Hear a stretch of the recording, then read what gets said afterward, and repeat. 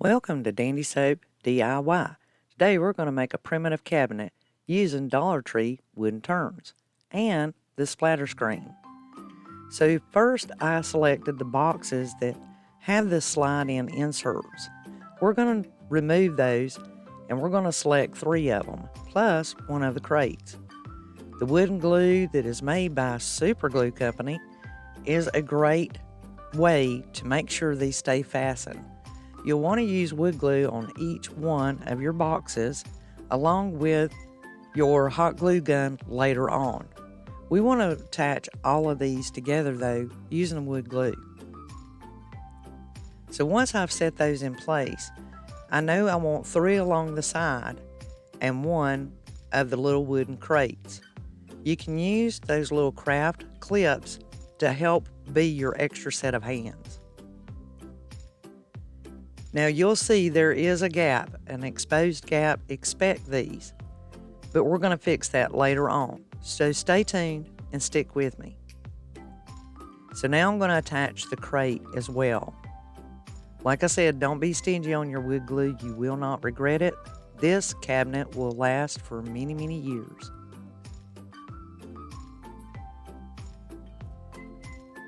Now we have everything fastened together. Grab some of those jumbo wooden tongue depressors, or you can use the smaller ones, even some of your ice cream sticks. And I just sized them up to suit the spaces. That area we talked about earlier before, make sure you put wood glue there as well. Now is when you want to use your hot glue gun. Now I'm using just a can of paint to sit there to press it down in place. Once I put the jumbo stick on the back and it's cooled, I know that the gap is taken care of, nothing's going anywhere. And for extra insurance for these all joined together, I'm going to add another. I cut these with a pair of scissors. If you have a good sharp pair of scissors, it'll cut them with no problems, just real ease. So by now everything is situated. We've got our extra insurance with the wooden sticks on the back. So now we can let go with the clips. Get out the wood slats, and I'm going to show you my easy measure math. Grab a sheet of paper and lie it underneath your boxes. We're going to make up that difference. So just draw your lines on that sheet. Use your ruler just so you'll have an even straight line at the very top. Now, this is what we do. We simply cut that out. That forms our necessary template. And I literally make sure you cut on the lines. Now take the rest of the paper, lay it there and press it and crease it. What this does is this is our width, height differential. We will cut 2 of those.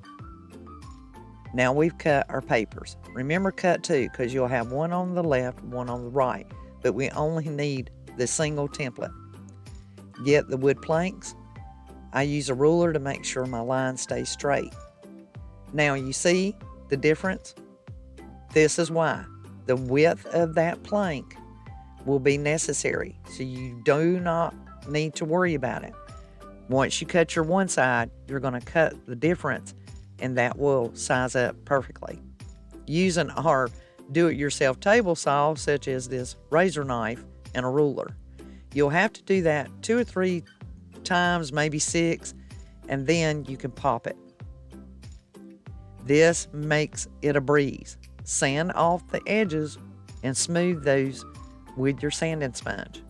Now see, we have our 2 pieces. If you're enjoying this project, subscribe to the channel and definitely give it a thumbs up. So this is how we're going to make our back section. You can use the jumbo sticks. You'll need to cut 3, or you can use a painter's stir stick. You'll cut 3 slices, and now we can glue these together using a hot glue gun. So now we have our 3 pieces. Let's see how everything's looking. at this point.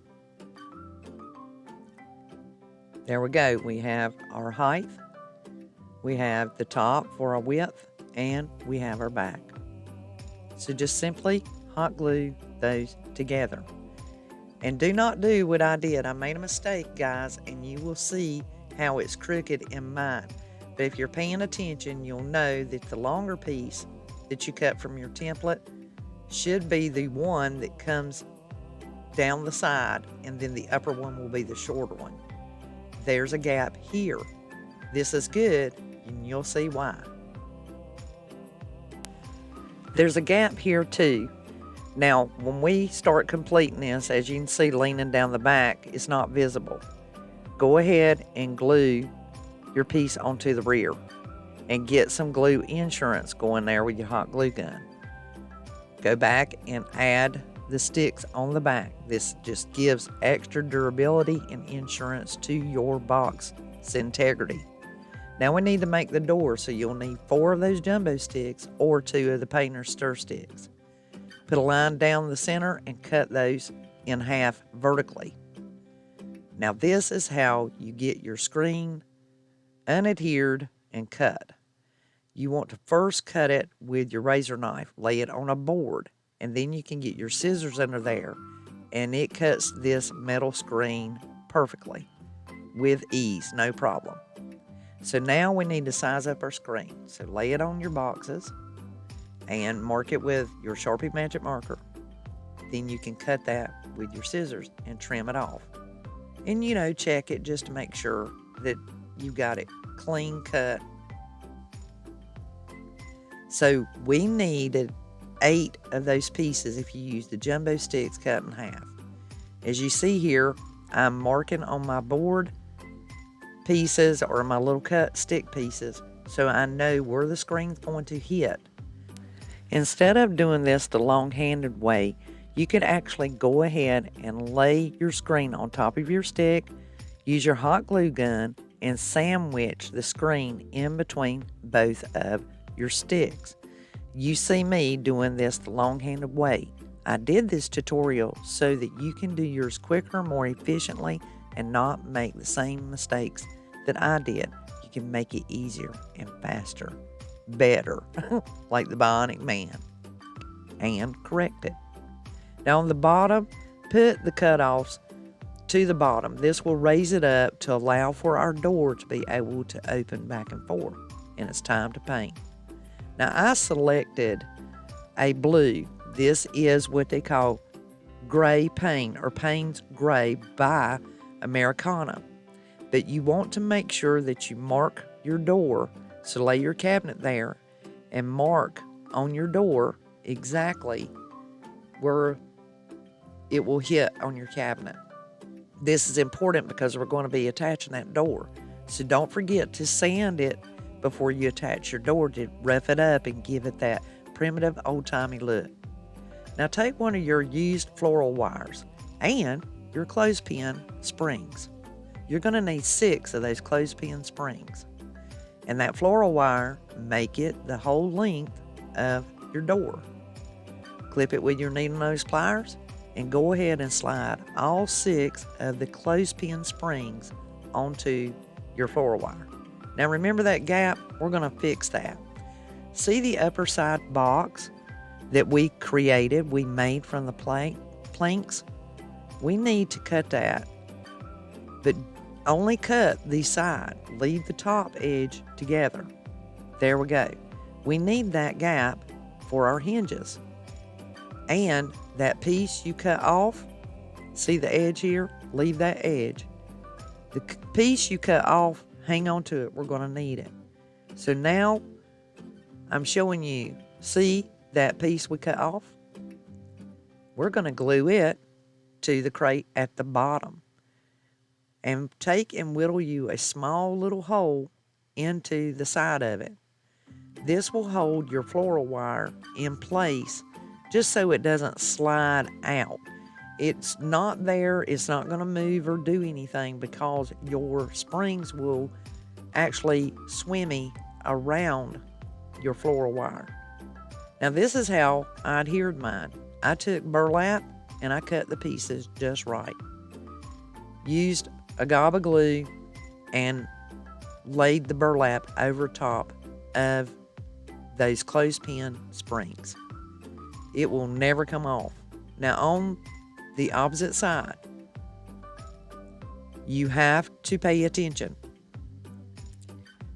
When we flip the other one over, the door will stand open. It's not going to be able to lay completely backwards, but you'll have to cut them to fit. So you'll need to use your needle nose pliers, cut smaller strips of burlap, and use your needle nose pliers to press them together somewhat tight and trim that metal down on them, because the door side is going to be a little bit shorter. You're not going to have as much width. And everything's looking pretty great. We have our door attached. Trim off the excess burlap, and you can paint over it if you like. I left it as it was. I used a Sharpie to color in the edges here, and I used 2 buttons, one large, one small, so it would raise it up, and a piece of jute twine to make me a little catch. You'll need to mark this, flip it over, then you can glue your jute twine into place. This way you can check how tight, how far apart. And voila, here's our beautiful little primitive cabinet. You can glue a star on the center and add some berries if you like, but I really truly enjoyed making this primitive cabinet for you so that you can duplicate it and take the shortcuts and make yours and put it together in no time. I put a little wood bead for my door handle, and I'm just showing you some of the things that I've added. The candles, you can check the video link up above here, and you can go straight to that video and make you a wax pillar candle that's from the battery operated Dollar Tree candles. Do give this video a thumbs up. If you enjoyed it, subscribe to the channel so you can see more videos just like this one. Ring that bell. It lets YouTube and me know that you really truly like these tutorials and you would like to see more. So until the next DIY, well, I'll be crafting, y'all. I look forward to seeing your DIYs. Follow me on social medias and share this video with those who enjoy doing DIYs too. Until the next time, this is Elizabeth, over and out. Bye now.